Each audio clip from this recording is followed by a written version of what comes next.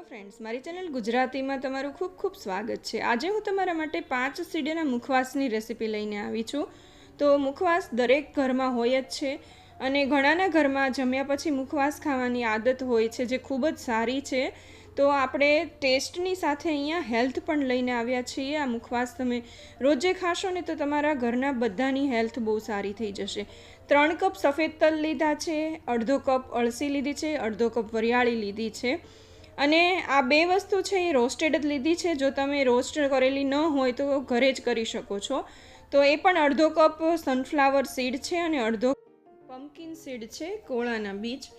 તો આ બે સીડ છે એ રોસ્ટ કરેલા છે ને જે આ 3 સીડ છે ને એ રોસ્ટ કરવાના છે। તો અહીંયા આપણે અડધો કપ પાણી લઈ લેશું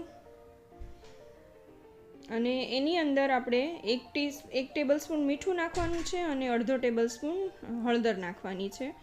એને સારી રીતે ઘોળી લેવાનું છે, મિક્સ કરી લેવાનું છે, જેથી મીઠું છે એ પાણીમાં ભળી જાય। મિક્સ કરી અને આવી રીતે છાંટી દેવાનું છે તલની ઉપર। તો મીઠું તમારા સ્વાદ પ્રમાણે તમે ઓછું વધુ લઈ શકો છો। હવે આને આપણે બરાબર મિક્સ કરી દઈએ એટલે મીઠું ને હળદર એકદમ સારી રીતે એમાં ચડી જાય અને આને આપણે 15 મિનિટ સુધી રેસ્ટ કરવા મૂકવાનું છે, જેથી મીઠું અને હળદર એકદમ સરસ રીતે તલમાં ભળી જાય। તો અહીંયા આપણે મિક્સ કરી દીધું છે, આને 15 મિનિટ રેસ્ટ કરવા મૂકી દઈએ।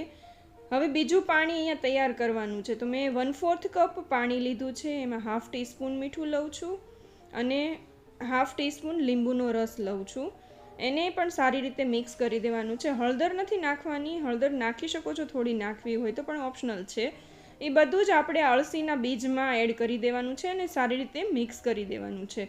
અને સેમ એ જ રીતે લીંબુ અને મીઠું નાખી અને 1/4 કપ પાણી લઈ અને વરિયાળીમાં આપણે એડ કરી દેવાનું છે। લીંબુ નાખવાથી આપણી અળસી છે ને એ એકદમ ચીકણી નહીં રહે અને ટેસ્ટ પણ એનો સારો આવશે। હવે આ સનફ્લાવર અને કોળાના સીડ છે એને તવો ગરમ કરી અને એની પહેલાં થોડાક આવી રીતે 1 મિનિટ માટે એકદમ લો ફ્લેમમાં શેકી લેવાના છે, જેથી થોડી ઘણી પણ નમી હોય ને તો નીકળી જાય। અને જો તમે રોસ્ટ કર્યા વગરના લીધેલા હોય ને તો એમાં પણ આપણે મીઠું અને લીંબુ નાખી અને એવી રીતે 15 મિનિટ રહેવા દેવાના છે। એ પ્રોસેસ તમારે બંનેમાં કરવાની છે। એને 1 મિનિટ શેકી હળવા ગરમ કરી અને આપણે બધું એક જ વાસણમાં એડ કરતું જવાનું છે। તો અહીંયા તવો થોડો જાડો લેવાનો, જેથી નીચે દાજી ન જાય અને બધું સરસ રીતે એકદમ ગરમ થઈ જાય। હવે સૌથી પહેલાં હું વરિયાળી લઉં છું। એને આપણે મીડિયમ ફ્લેમ ઉપર આવી રીતે સતત ચલાવતા જઈને શેકી લેવાની છે।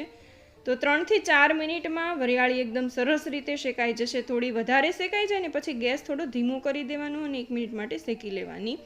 4 મિનિટમાં વરિયાળી શેકાઈ જશે ને એમાં જ આપણે એડ કરી દેવાની છે। હવે અહીંયા મેં અળસી લીધી છે, થોડી ચીકણી હોય છે પણ શેકાઈ જશે ને એટલે એની બધી ચીકાશ જતી રહેશે અને એકદમ સરસ ડ્રાય થઈ જશે। તો વરિયાળીથી અળસીને શેકતા થોડું વધારે વાર લાગશે। તો 6 થી 7 મિનિટ આપણે મીડિયમ ફ્લેમ ઉપર એને શેકી લઈશું અને વરિયાળીમાં તડતડ અવાજ આવવા માંડે અને એને ચાખી લેવાની કે દાણો બરાબર શેકાઈ ગયો છે। તો 6 થી 7 મિનિટમાં મીડિયમ ફ્લેમ ઉપર સતત ચલાવતા જઈ અને આપણે અળસીને પણ શેકી લેવાની છે અને એને પણ આપણે મિશ્રણમાં એડ કરી દેવાની છે। હવે જો તવી બગડી હોય, નીચે થોડું કાળું કાળું ચોંટ્યું હોય ને તો આવી રીતે કપડાથી લૂછી લેવાની, એટલે તમારે ધોવાની જરૂર નહીં પડે અને કાળી વધારે નહીં થાય। હવે આપણે તલ લઈ લીધા છે, બધા જ તલ એટલા છે તો એક સાથે એમાં એડ થઈ જશે। જો ઝાઝા તલ તમારી પાસે વધારે તલ હોય તો તમે એને 2 બેચમાં શેકી શકો છો। તલને પણ શરૂઆતમાં મીડિયમ ફ્લેમ ઉપર સતત ચલાવતા જઈ અને શેકી લેવાના છે।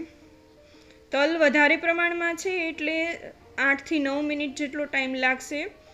એને છેલ્લે મીડિયમ ફ્લેમ જ રાખવાની છે। તડતડ અવાજ આવે, તલ ફૂલી જાય અને ટેસ્ટમાં પણ શેકાઈ ગયેલો લાગે ને ત્યાં સુધી તમારે એને સતત ચલાવતા જઈ અને શેકી લેવાના છે।